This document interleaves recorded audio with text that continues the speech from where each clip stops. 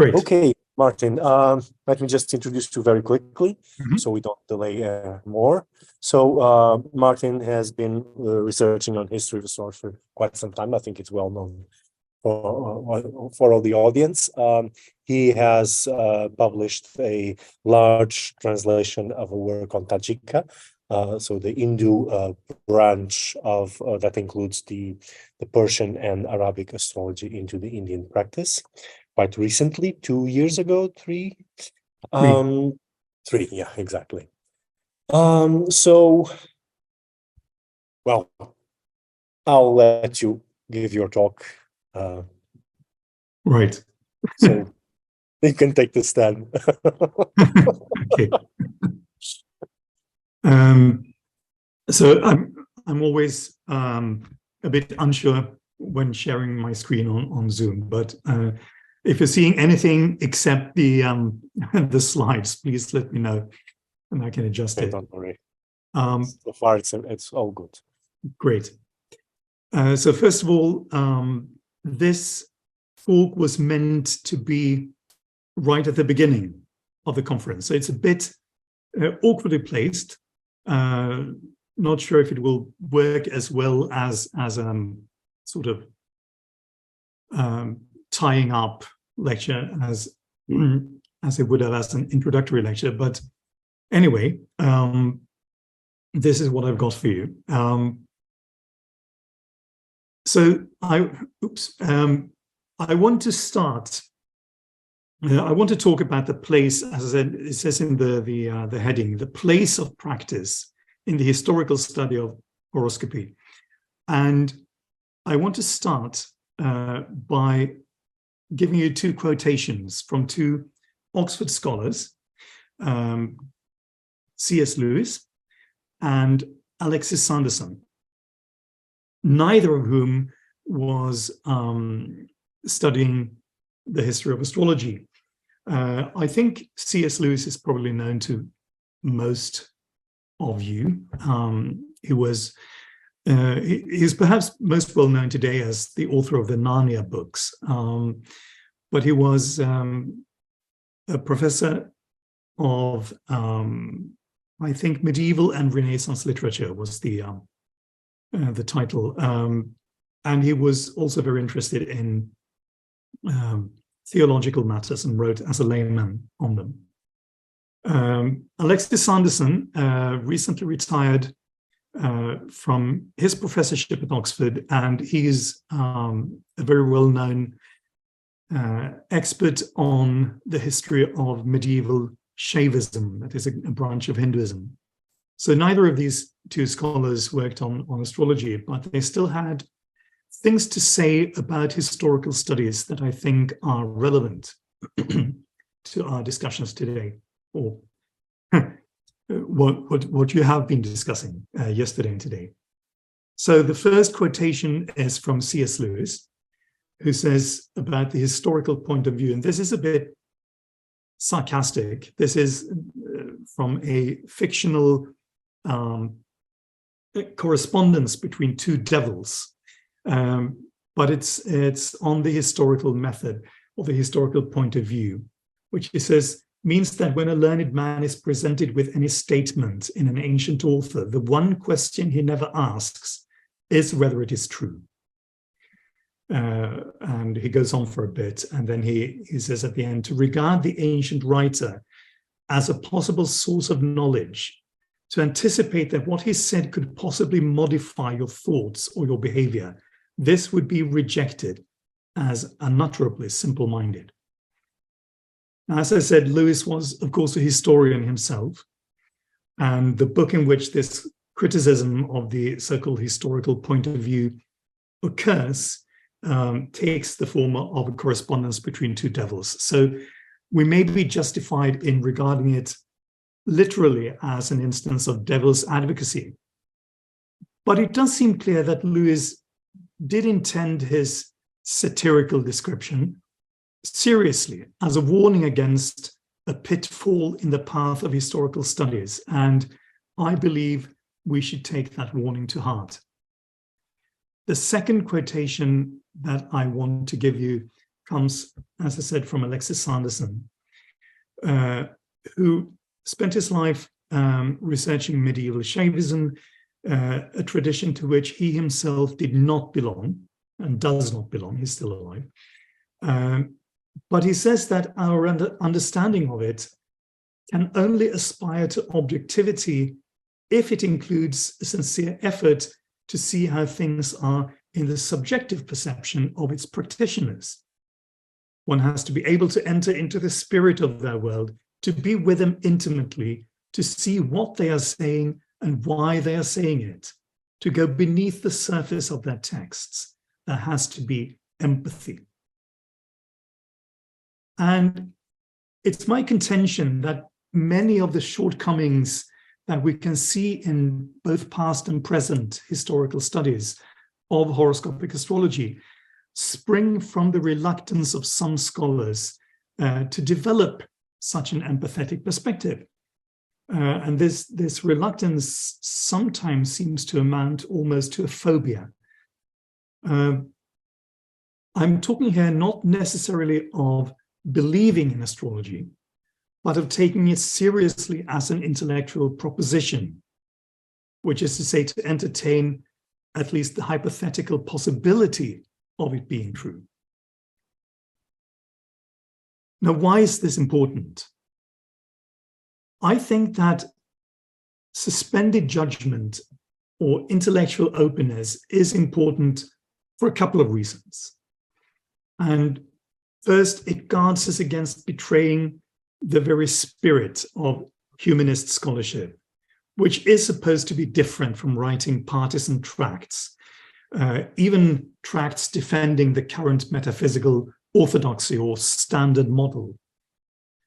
And unless we bear this difference in mind, I think we risk producing works of which a reviewer may justly say, as one reviewer did say not so many years ago, quoting from a review article, this would be a very good book if only the author, I'm omitting the name, would stop reminding us that he thinks astrology is silly. It never ever stops condescending to its sources. And regrettably, this sort of confessionally inflected scholarship on horoscopic astrology has a long history. I think much the same criticism could be leveled at Boucher-Leclerc's classic L'Astrologie grecque, which was published more than 120 years ago. But I think that as a community, we ought to have grown out of it by now. So that's one reason. An even more crucial reason, I think, is that is for suspending judgment, is that our attention to detail largely depends on how seriously we take the subject that we're studying. So if we begin our investigations into a topic with a conviction that our general knowledge, our powers of understanding, and our overall worldview are necessarily more sophisticated and correct than those of the earlier authors whose works we are reading, then we will almost certainly feel less obliged to pay close heed to what those authors have to say than if we were engaging with the writings of our contemporaries. And if then, as a result of that, we seem to detect inconsistencies or absurdities in what we read, we will be more likely to feel that this is only to be expected in pre-modern sources, instead of suspecting that the error might spring from our own imperfect understanding or inattentiveness. And this historical chauvinism is by no means unique to the study of astrological history, but it can have unusually far-reaching consequences in a field which is, by its very nature, highly technical, which is, of course, where I approach the theme of this conference and of the important project that this conference is meant to inaugurate. Now, what are the barriers to this open-mindedness that I would like to see? I'm going to go a bit into technicalities in just a bit. But first of all, why is there such a strong resistance in the scholarly community against taking astrology seriously? Because after all, scholars of intellectual history fairly dispassionately study all sorts of ideas in which they themselves do not believe. So why should so much venom and ridicule be reserved for the wretched subject, as Otto Neugebauer said, of astrology? And again, I think I detect two interconnected reasons, although there may be more. One reason is that, notwithstanding the efforts of some 19th and 20th century astrologers to prove the opposite, astrology is actually fundamentally incompatible, in my view, with ontological materialism or physicalism. And physicalism has become the de facto creed of the scientific community, and therefore of the intellectual elites of Western society or societies. So if ontological materialism is true and reality essentially consists of non-conscious particles or fields or entities of some sort, elusive though they are proving to be, then it is patently absurd to assume that the apparent position of a lump or a rock or a ball of gas floating in space could correlate symbolically with the unfolding of a human life. Or even worse, with such trivial questions as where one's house keys have got to.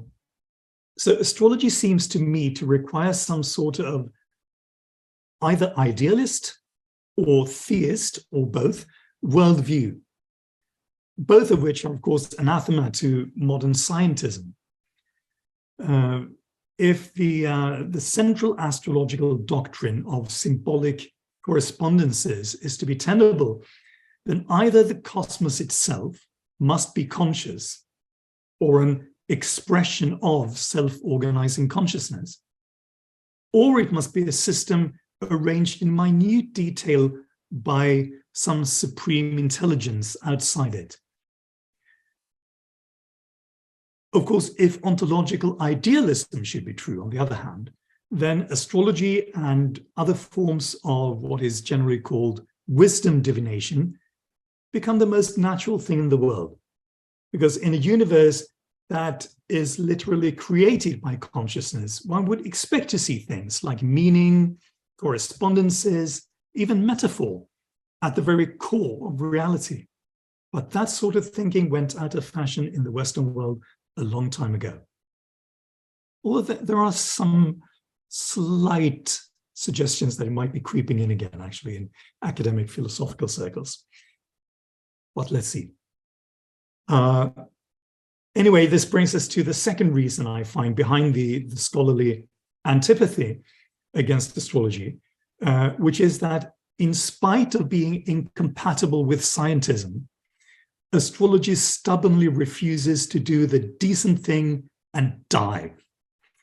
Reports of astrology's demise have repeatedly proved to be as much fake news as the elaborate hoax played by Jonathan Swift on the astrologer John Partridge, when Swift, posing as an astrologer, first predicted Partridge's death on a given date and then claimed that his prophecy had been fulfilled.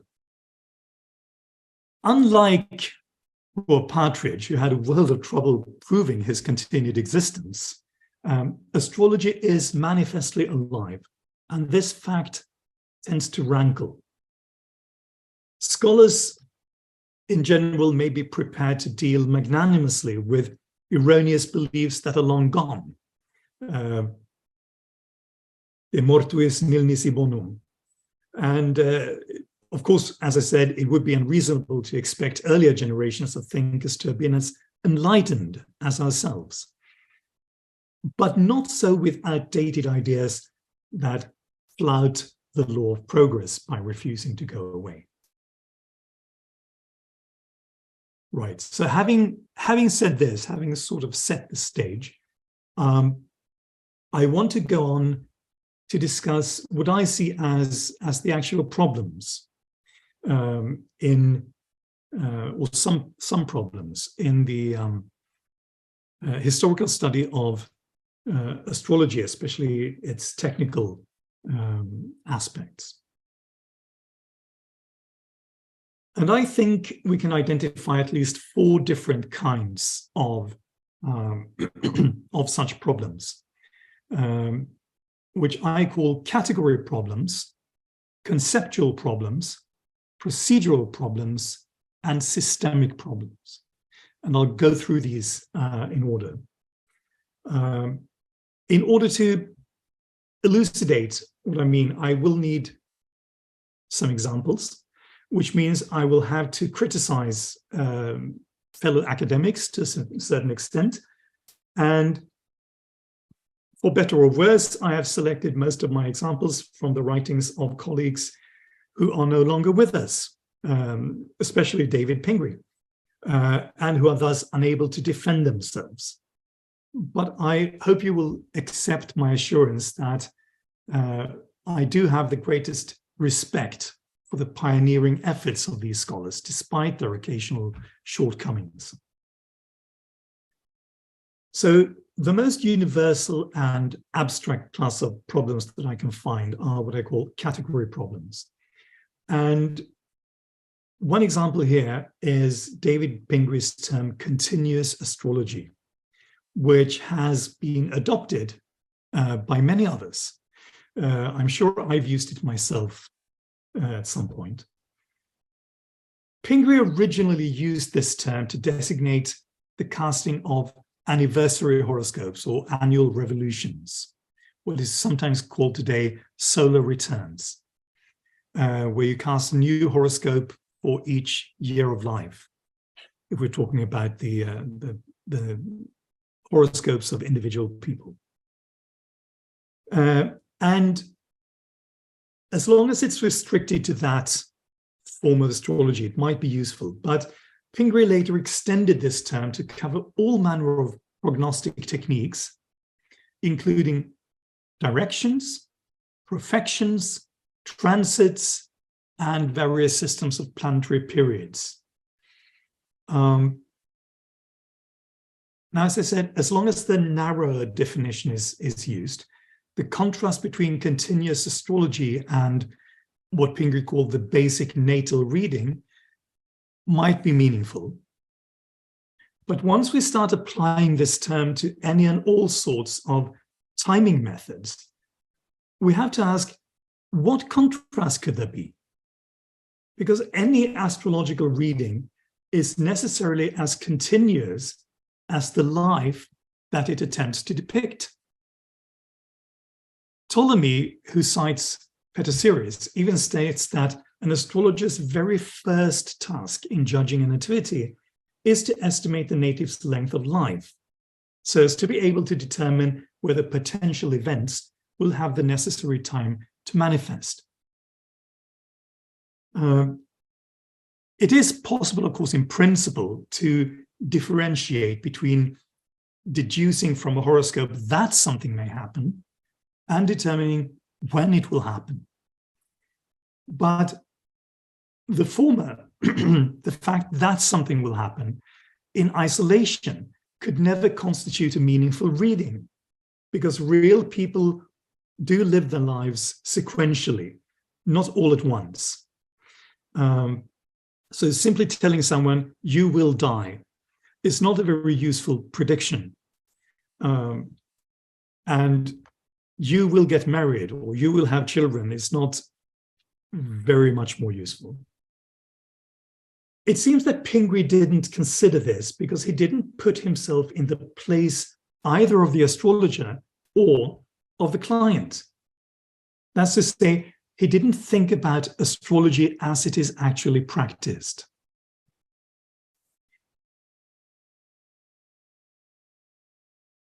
The next class of problems that I want to address are what I call conceptual ones.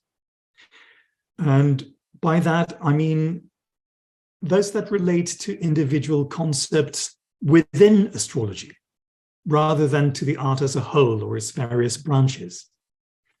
So if I can remain with Pingree for a moment, and again, this is not out of animus, but because of Pingree's towering influence on this field, which is still very much felt today, and the fact that his writings are used as authoritative reference sources by many others.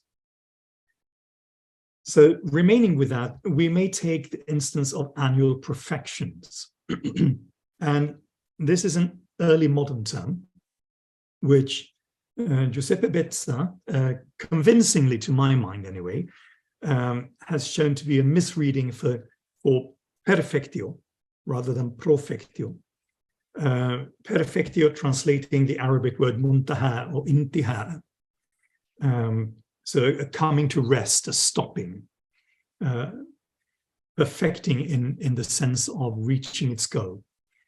This is a very simple astrological technique where any significator in the horoscope, such as the ascendant, is symbolically advanced by one sign or 30 degrees of longitude for each year of life. Now, in 1986, David Pingree completed a critical edition of our richest source of examples of this technique, which is the anthologies of Vettius Valens. It's also found in Ptolemy and Paulus Alexandrinus and others. But nevertheless, when a decade later, David Pingree described the same predictive method in a different context, he gave it as his opinion that it was, and I quote, one of those components of continuous horoscopy that appear to have been invented in Sasanian Iran and adopted in Arabic astrology in the early Abbasid period. End of quote. So, although Pingree had edited the full text of Vettius Valens, who describes this technique in great detail, he didn't recognize it when it popped up in a different context, although the technique itself is very easy to recognize, and as I said, technically very simple. So clearly Pingree failed to grasp and later to recognize a concept that forms a major theme in 3 out of Valens's 9 books. And because the concept was in no way complex or abstruse, we can only assume that this was again caused by Pingree's not thinking like an astrologer, that is, not regarding the concept as a practical tool. And in interacting with colleagues, I have sometimes witnessed the same difficulty in grasping the practical applications of a technical concept, and therefore also of recognizing it when it is discussed by a different source and perhaps using slightly different terminology. And this can occur even after much time and effort has been spent editing and translating a text that treats the concept in question. In such cases, one can only suppose that the textual variants and lexical correspondences have been treated more or less mechanically without the redactor translator fully understanding their meaning. There is, of course, also the more depressing phenomenon of some scholars approaching a technical astrological text, perhaps in an out-of-the-way language in which they happen to specialize, without taking the trouble of acquiring sufficient background knowledge, and then as a result producing wildly inaccurate guesses. But of course, that's a matter of poor scholarship and something that can occur in many disciplines. Moving on to the third class of problems that I see, we find what I've called procedural problems. Procedural problems typically occur in the context of more complex procedures. That is not simple techniques like perfections, but complex procedures where it is easy to get the technicalities wrong, even if you're trying to think like an astrologer. And among such complex procedures, we find, for instance, those for determining the length of life.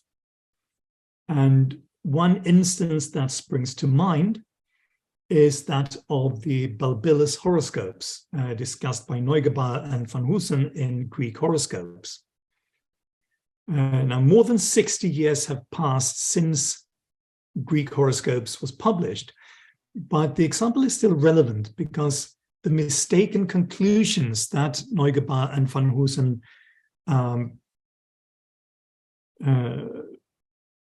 presented have continued to be repeated in print and were repeated very recently.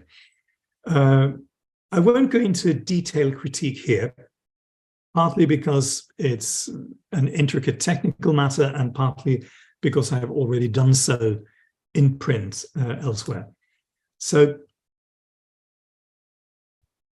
suffice it to say that Neugebauer and van Hoosen failed to grasp not only the distinction that is made between the active and the passive elements in a direction, which would be in later terminology the promissor and the significator, respectively.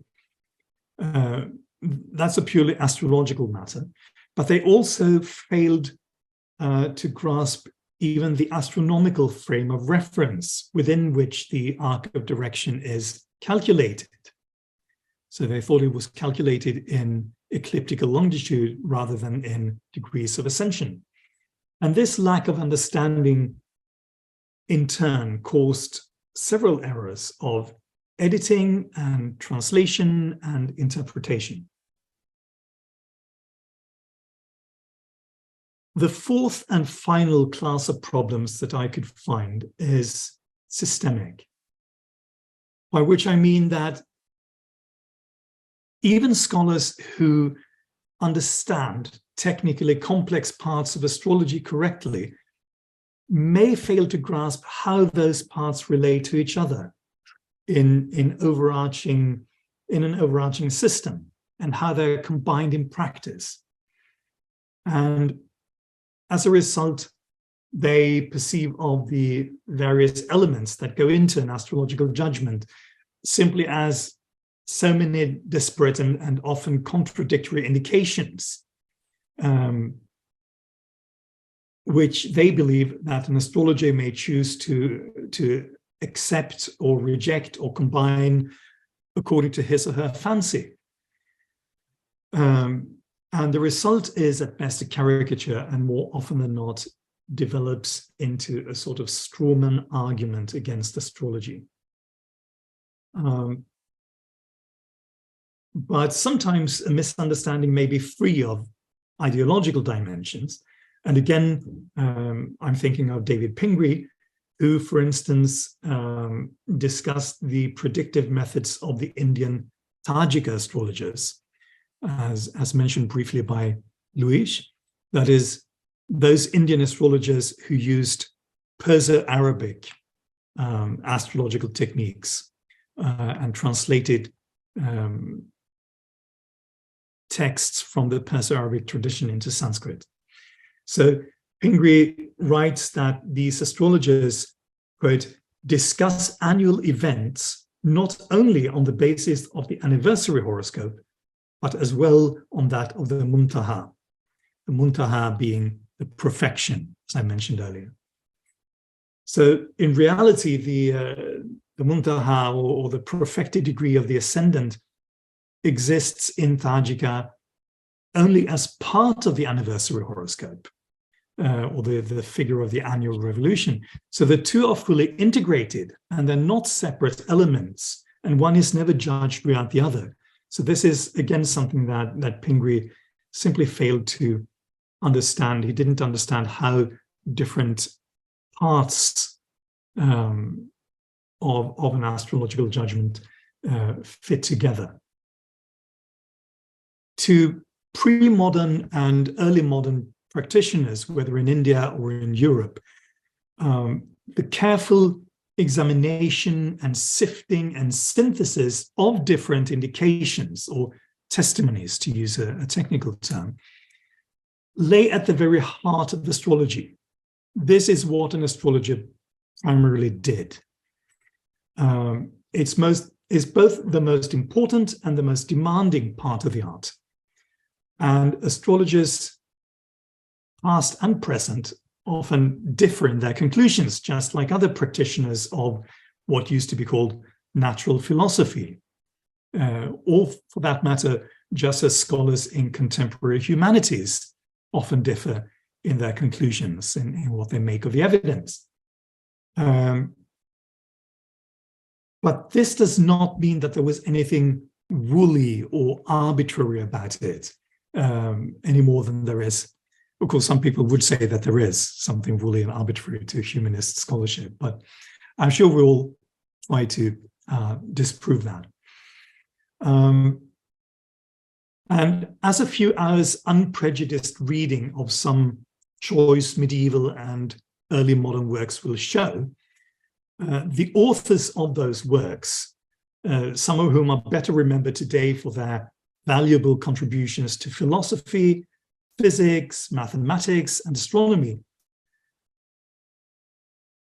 they often brought great rigor and subtlety of mind to bear on their judgment of horoscopes, which they typically viewed as a difficult and conjectural, but entirely rational process. So those are the four classes of problems that I think I can see in the historical study of astrology today. Now, having identified this problem or these problems, the question is, what can we propose in the way of remedies? And I think that for one thing, we can endeavor to study not only the more or less abstract rules that are laid down in astrological textbooks, but also actual worked examples wherever available. And I'm sure that you will have heard several talks on precisely such worked examples yesterday and today. I'm only sorry that I couldn't be there to listen. These examples tend to fall into two kinds. There are what the late Elena Avelar taught me to call learning exercises. That's a very useful term, which are typically included in the textbooks themselves, and sometimes referred to as literary horoscopes, which is a tad misleading since there's often no real literary quality to them, but they're applied in retrospect, and therefore the rules always match the outcomes perfectly. So that's one kind of worked example. And the other, which is perhaps even more useful, is the real instances of prospective horoscope readings, which, given human fallibility and the complexities of judgment, no practicing astrologer would expect to be 100% accurate. These prospective readings are often harder to come by, but may repay study to an even greater degree than the learning exercises. Now, if we go in for studying such worked examples, we will naturally, as part of that process, want to recreate them, to follow the reasoning and the calculations of their authors step by step. But I would suggest that real in-depth learning takes place only when we attempt to apply the procedures to an entirely new set of data. In other words, when we try to cast and interpret a horoscope for ourselves in the way that an ancient or medieval astrologer would have done. And this, I think, is the real test of entering into the spirit of astrology, to borrow Sanderson's phrase. Because although it doesn't require actual belief in astrological tenets, it cannot be done while keeping the astrological worldview at arm's length. You have to let it get in under your skin. Now, like many of you,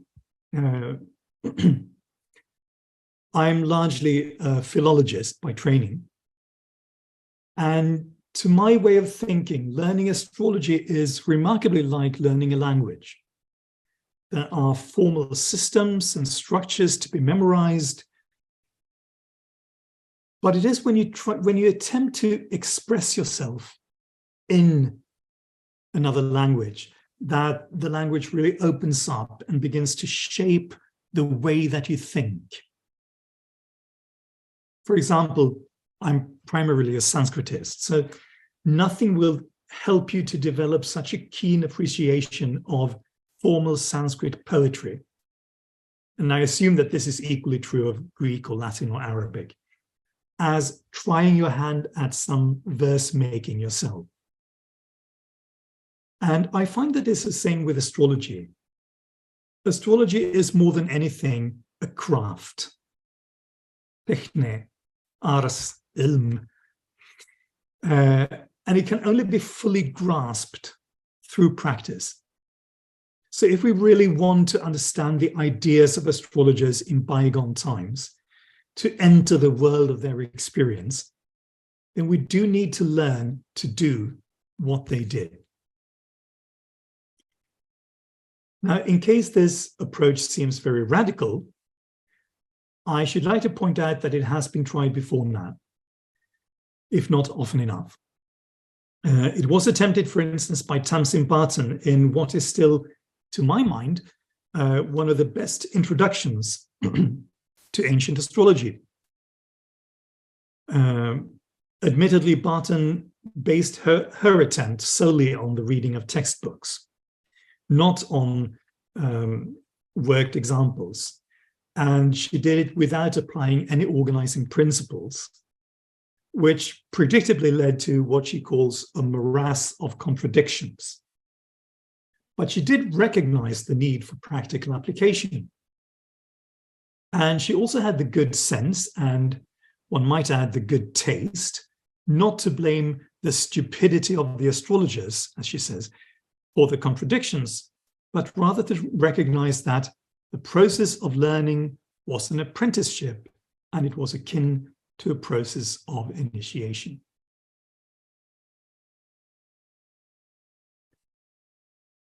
Now, the question is, does it really matter?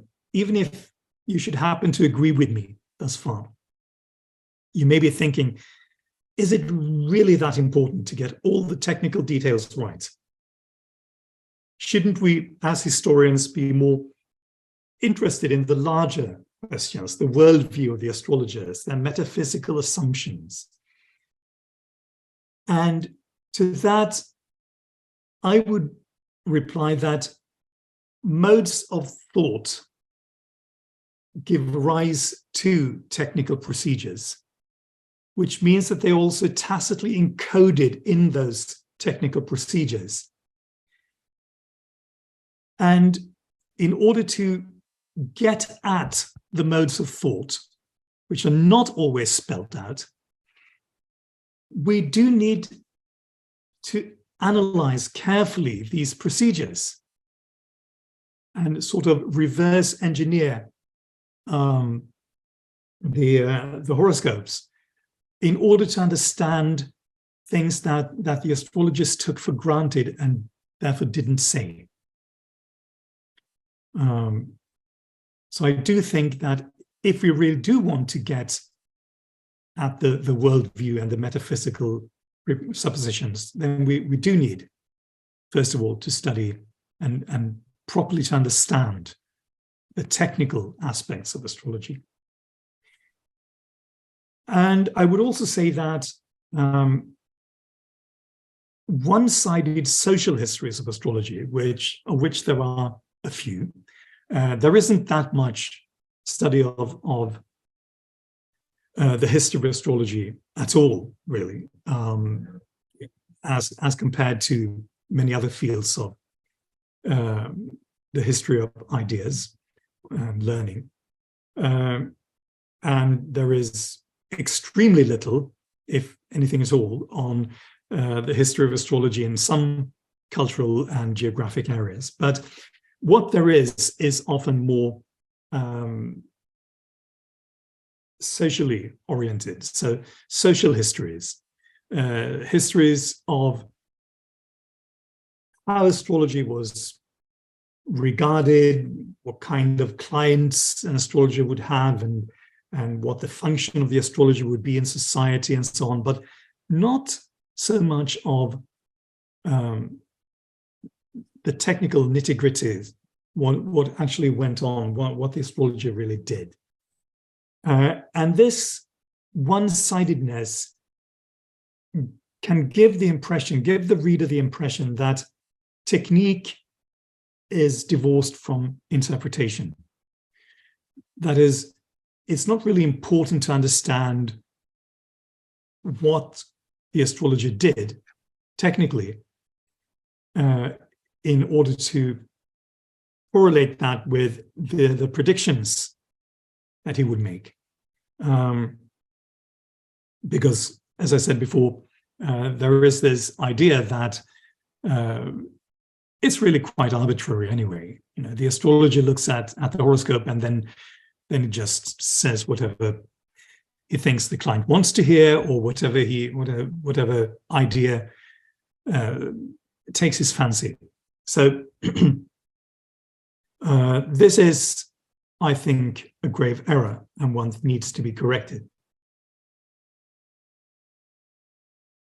Now, I'm approaching the end of this talk, and I want to say in conclusion that if scholars do not always understand these earlier procedures, historians do not always understand what astrologers of earlier eras did, we should be aware that neither do present-day astrologers or practitioners of astrology. Not necessarily, anyway.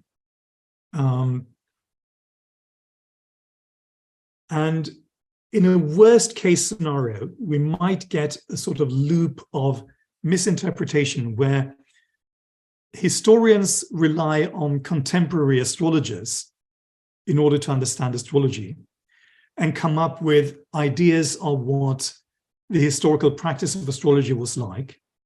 And then astrologers will read with great interest the academic output of these historians, and we'll get this sort of loop of misinterpretation.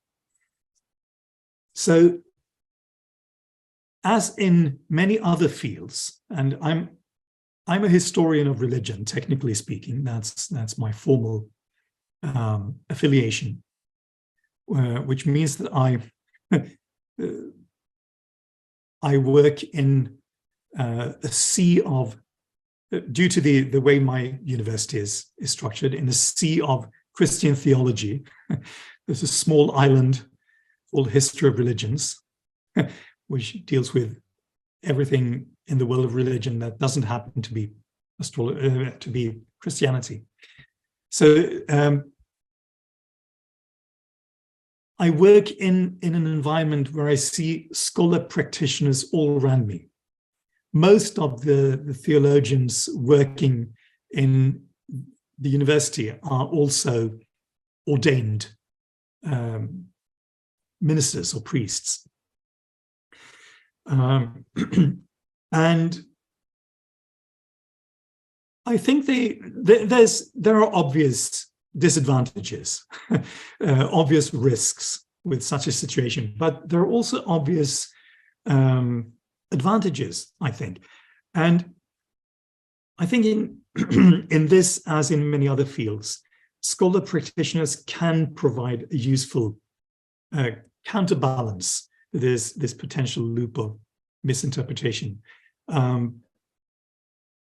And I, for one, don't really see any difference between the value of a historian / astrologer and a minister / historian of Christianity or of the New Testament or whatever. Or for that instance, something that is also more accepted, someone who is a scholar of Buddhism and in his or her spare time also practices and teaches Buddhist meditation. This is, well, academic cultures differ between countries, but in some countries, such as the United States, this is quite a common scenario. So why should we be afraid, or why should people be afraid, as they seem to be, of academics who are also practicing astrologers? Why should they be less reliable as academics? Because that definitely seems to be the general idea among many historians. Believing in astrology makes you unreliable as a historian. And of course, what I think this is really about is the specter of pseudoscience, this knee-jerk reflex that astrology is not just outdated, it's not just wrong, but it is heresy. This, of course, relates back to what I was saying earlier about astrology being fundamentally incompatible with ontological materialism or scientism.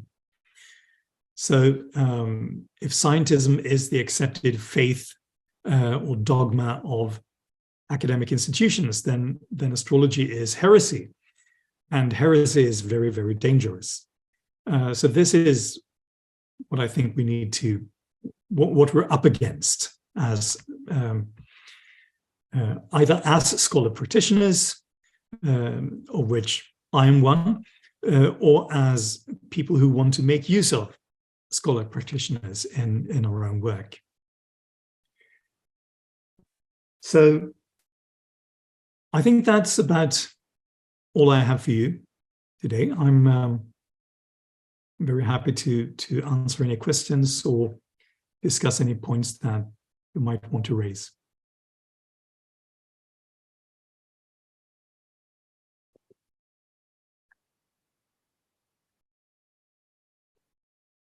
I can see people applauding, but I can't hear anything. Yeah, the microphone just went on now. Okay. Okay, are there questions? Yes. Let's see if you can hear them. If you can't, yeah, I'll try to. Yeah, it's Jeffrey here. Thank you so much for that excellent talk. It gives us a lot to think about. I wanted to get your opinion about something because I've grappled with some of these questions myself. And I took a page from anthropology where you can draw a distinction between the emek and the etic, where the emek is the perspective of the people you're studying and the etic is the perspective of the anthropologist. And I found it's relatively easy to justify researching astrology and even communicating with living astrological traditions by deferring to an emek perspective. Yes, that's a distinction that I'm quite familiar with. My old professor used it a lot. Of course, it's as you say, it's mainly used in anthropology, which is the study of living people and their practices. So I'm not sure if there are historians using that distinction. In a sense, of course, the past is a different country. And we might say that any any historical study needs to take both the emic and the etic perspectives into account. But I'm not entirely sure.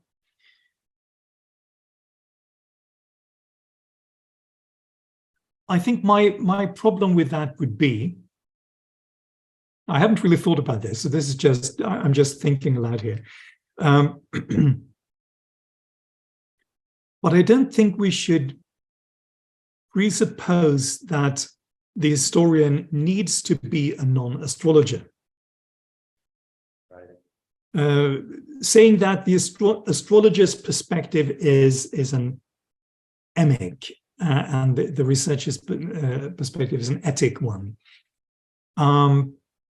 seems to put them on different sides of a certain. It tends to, relegate the astrologer to the non-scholarly community, which is problematic, and this is what you're addressing in your talk.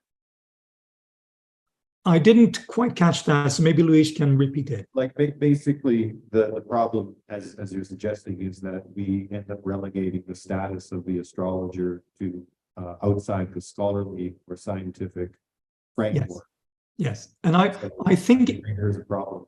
I personally think it's important for a scholar to remain neutral as far as possible. I know that's been declared impossible. Certainly when I was pursuing my undergraduate studies, I was taught as a dogma that objectivity does not exist. And it was all deconstructionism and reflexive anthropology was very big and so on. But having lived through the 90s and survived them,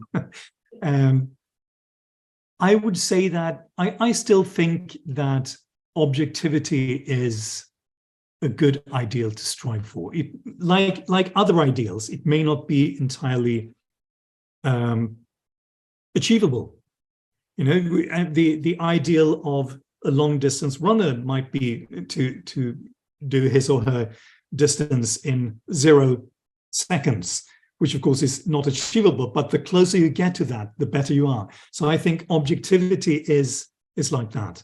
I think we should try to be neutral and objective, and not ally ourselves as scholars with either an acceptance or a rejection of any particular metaphysics or any particular truth claims. But I think we should be intellectually nimble enough to, well, as Sanderson says, to enter into the world of whatever intellectual tradition we're studying. That gives us a lot to think about. Thanks so much for your answer.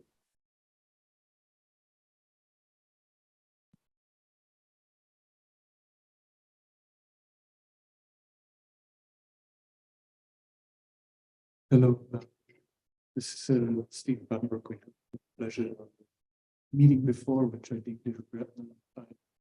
I'm sure there will be occasions. Thank you very much for your talk, which I thought was really inspiring, especially in the end. And I want to lay the kind of situation, or maybe a heuristic comparison, which has been on my mind from time to time, I suppose. I sometimes look jealously at the colleagues over in the history of alchemy, especially early modern alchemy, because they seem to be so much sexier, more attractive than historians of astrology. And part of that is because they practice stuff. They've learned to practice stuff since the 90s. I was trained by some of the people who invented that game. So they have this whole apparatus of what some people might call historical reenactment of alchemical procedures, which is terribly sexy and feeds into all kinds of nice experiences. So on the one hand, you could say that part of what you're advocating is not entirely dissimilar to what the people over in the history of alchemy have been trying. On the other hand, I also can't shake off the feeling that there's a price to pay for that. In the history of alchemy, for instance, unless I'm very mistaken, this tendency was part of a very conscious battle against what they called the spiritual interpretation of alchemy. It was part of a protracted scholarly battle to show that alchemists actually did stuff, and that they were part of maybe not the history of chemistry, but at least the history of chemistry. So enter into the world. My point being, you referenced the famous Neugebauer paper. My point being, there's a point where you can't really distinguish the rehabilitation of wretched subjects from the domestication of wretched subjects. There's a very fine line there that it's very easy to cross. And it's something that worries me. I would like to have the benefits of what the historians of alchemy without paying the prices. If that makes sense at all. And I wanted to make that question, if you don't mind. Okay. That was broken up quite a lot. So I think I'll need Luis to perhaps summarize that for me. Would you? Oh, sure. I'm sorry, Luis has just asked me to do it again, but on a different microphone. I apologize for that. The advantage being that I can see you here at it on a small screen. So I'll try to summarize. I've been fascinated by the discrepancy, or what I perceive to be a discrepancy between the historians of alchemy and the historians of astrology, or at least for the early modern period, which is what I work in. And you know, the historians of alchemy, maybe I'm just being jealous, or it's a case of grass greener on the other side, but they seem to be terribly sexy and attractive, etc.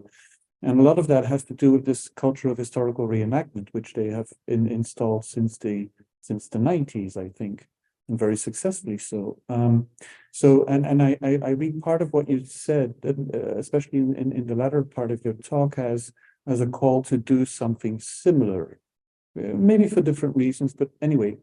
And my observation was that on the one hand, I'm totally for that, but I'm also worried because I'm also under the impression that the historians of alchemy did this as part of not just a rehabilitation campaign, but also a domestication campaign, in the sense that this was part of a broader campaign to oust the Jungian hypothesis of spiritual alchemy from the field, as it were.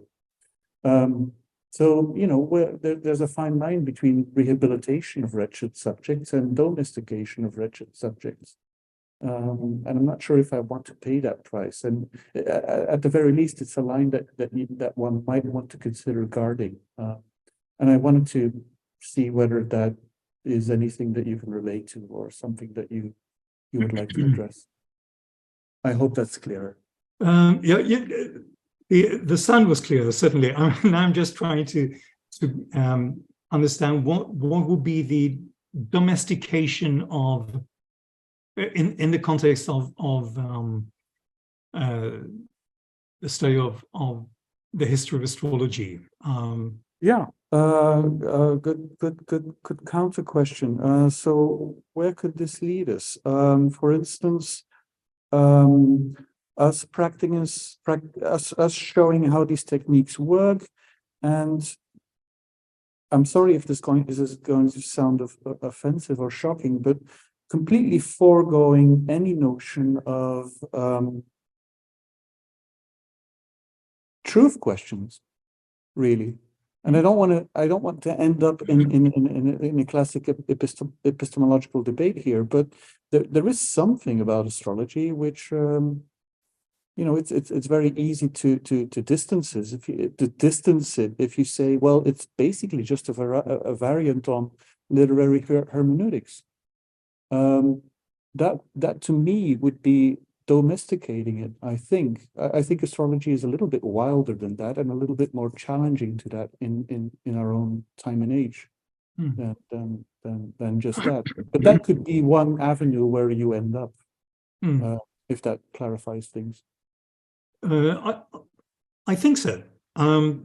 You're asking where will this lead us in terms of worldview and as you say, epistemological questions. And did I get that correctly? Yes. Yes. Okay. Yeah, that's a fair question.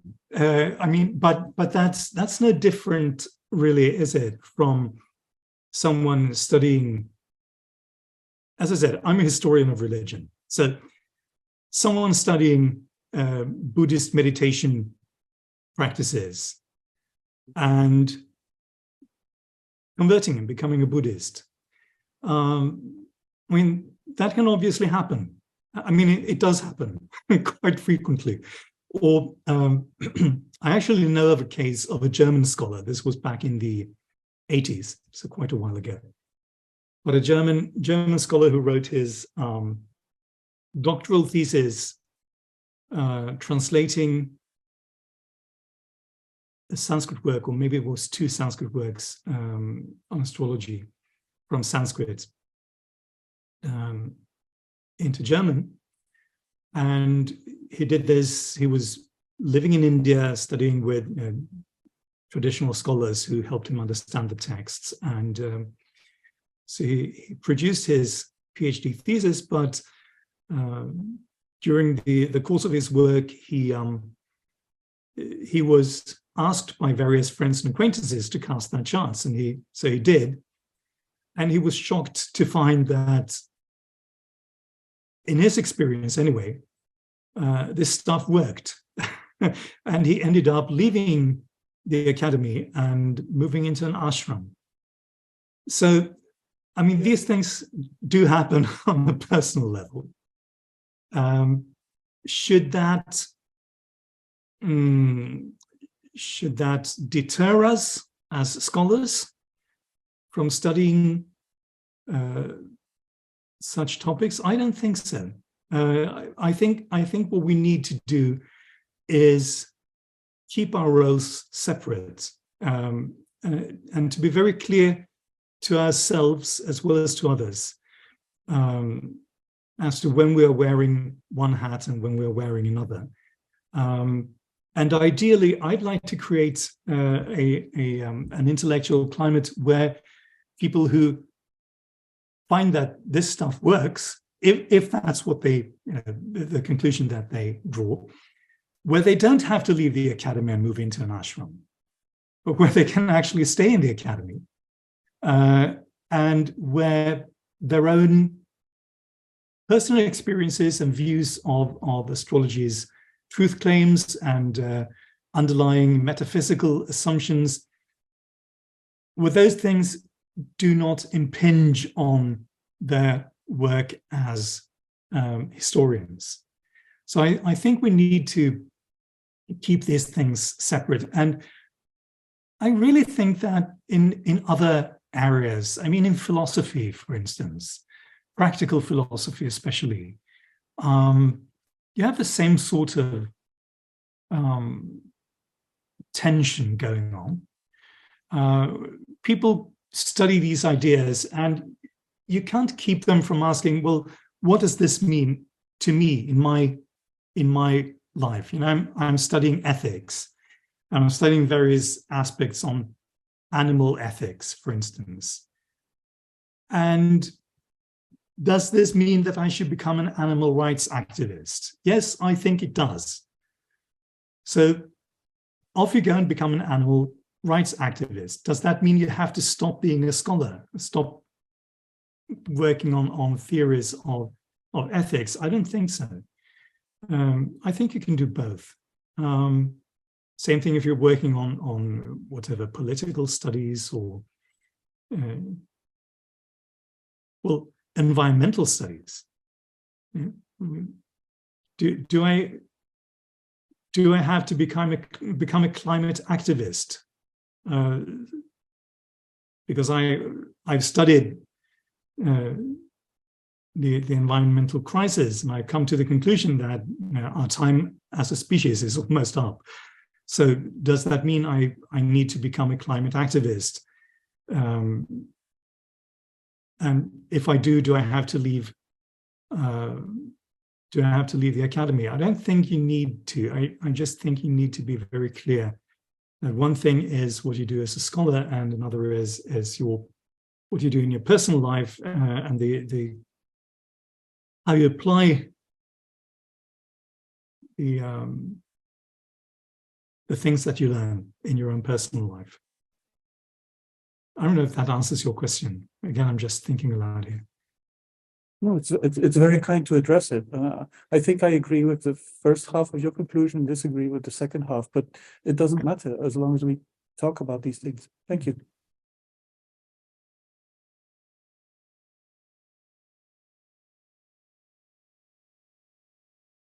Hello, is this? Or should I go up to the?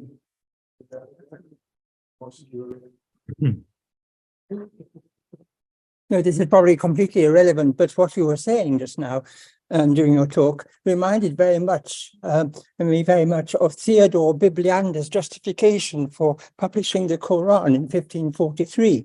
He wrote a very long apologia saying why it was really important to study Quran ipsissima verba.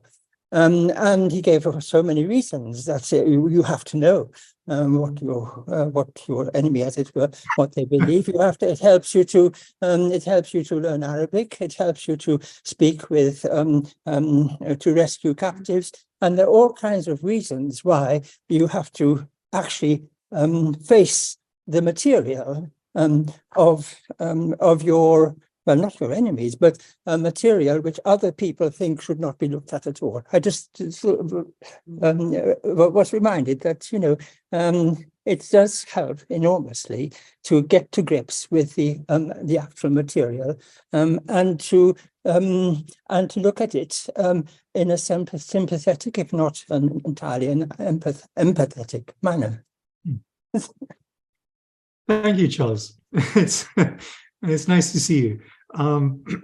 Yes, I think there have been scholars like that throughout the centuries. Of course, I would try to turn down the enemy bit of that sort of apologia. Know your enemy. I would prefer that not to be an us and them distinction, but rather, as I said, studied neutrality on the part of scholars. But yes, I haven't read that. We have a new professor of Greek and Latin at Lund just recently installed, who I know studies early Greek translations of the Quran. Perhaps you know him. Anyway, interesting topic to discuss further.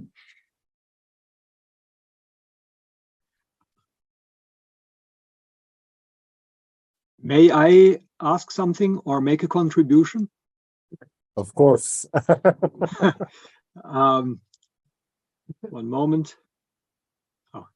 Hello, Stefan.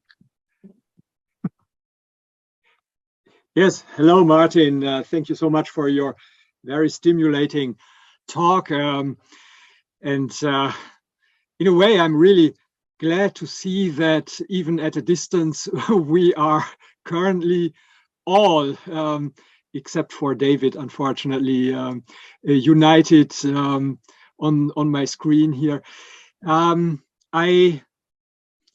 I would like to return for a moment to the concept of the scholar-practitioner and to the question which has been asked earlier regarding the distinction between emic and etic approaches.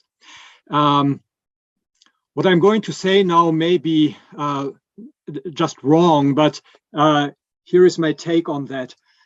A few years ago, I tried to provide an emic translation of the horoscope of Hadrian. So in particular, being a philologist, I worked in a very, I took the text at a very literal level, and I think I did approach it more closely than without doing this. But and this may be part of a suitable answer to the emic ethic question. I think I was moving into the direction of an emic perspective, but I hardly believe I achieved a complete emic perspective in that manner. And so because if one works from texts, one works from what others were able to express. And this brings me to that concept of Michael Polanyi, which many of you know, of tacit knowing. To make a very long story very short, Polanyi says, you know more than you can tell. And so I would say a practicing or someone who has practical experience in a specific field, in this case astrology, knows more about it than he or she can express. And so that dimension, this tacit dimension, this is my proposal to integrate your approach and the question about emic and ethic. Your approach calls for developing that tacit knowledge, but a typical scholar in the humanities may pretend to work from an emic perspective without being thoroughly in that perspective, because he or she may not have that tacit knowledge which originates only from one's own practical experience. Absolutely, yes, I entirely agree. And this is, I think, precisely where scholar practitioners can be useful, and of course, as in all academic endeavors, I would say, one person is never enough. We do need a number of scholars in conversation. We need this academic back and forth and multiple perspectives, multiple experiences in order to reach or to iron out any single person's misunderstandings or deficiencies. And of course, this is, if I seem to criticize David Pingree unduly, I should point out that Pingree was suffering under precisely this from precisely this problem. He was often completely alone in what he was doing, and there was no one to correct or nuance his understanding. So if I disagree or if I even point out places where Pingree was definitely wrong, it, as I said before, it doesn't mean that I'm not full of respect for what he did achieve. We just need many more people like him.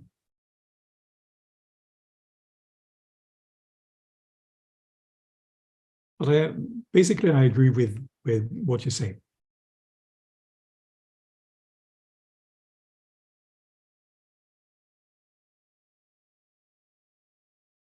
Okay. I'll break this out.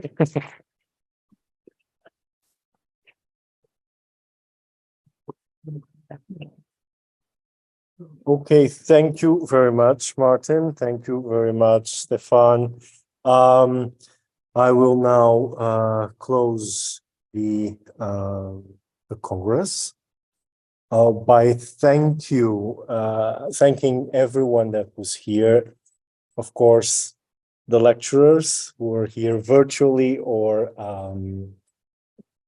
in presence, to all the team that has been supporting this this event, to our friends that are recording and processing all these complicated sound video stuff that gives a lot of headaches.